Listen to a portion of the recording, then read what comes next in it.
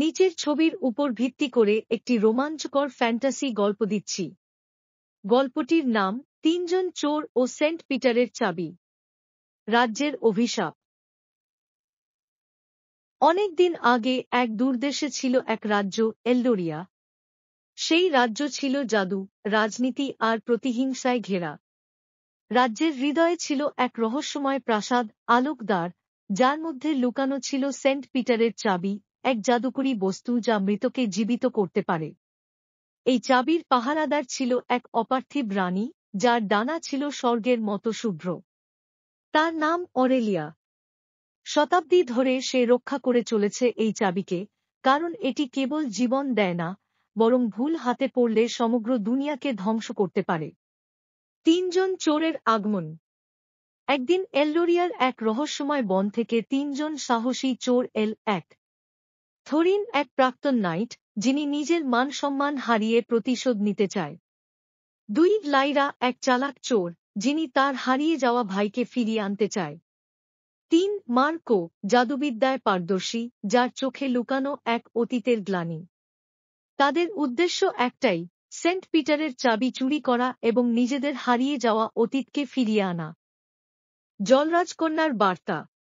প্রাসাদের সামনে এক স্বর্ণনৌকায় বসে থাকা এক লালচুল রাজকন্যা সিরেনা 3 চোরকে থামায়। সে বলে, যদি চাবি পাওয়ার চেষ্টা করো, তোমাদের মধ্যে একজনকে নিজের জীবন বিসর্জন দিতে হবে।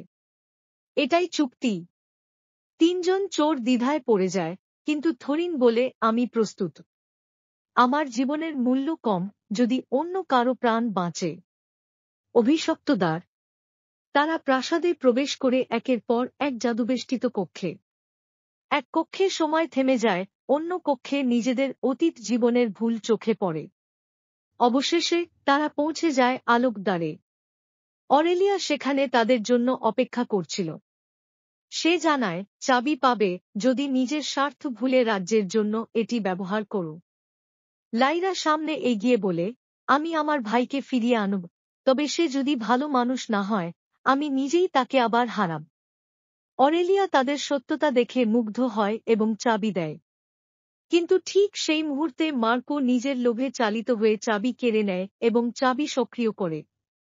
পুনর্জন্ম ও ত্যাগ। চাবি সক্রিয় হতেই এলডোরিয়ার আকাশ ফেটে পড়ে। প্রাচীন দানব ক্রোনার মুক্ত হয়ে পড়ে, যাকে একসময় সেন্ট পিটার নিজে বন্দী করেছিলেন।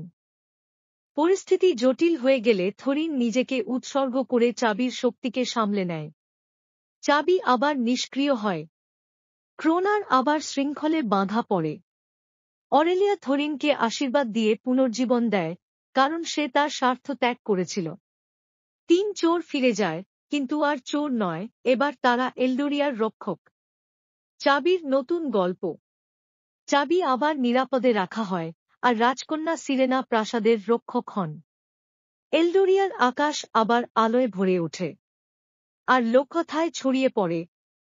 3 জন চোর যখন নিজের স্বার্থ ত্যাগ করে, তখনই চাবি দেয় পুনর্জীবনের ক্ষমতা।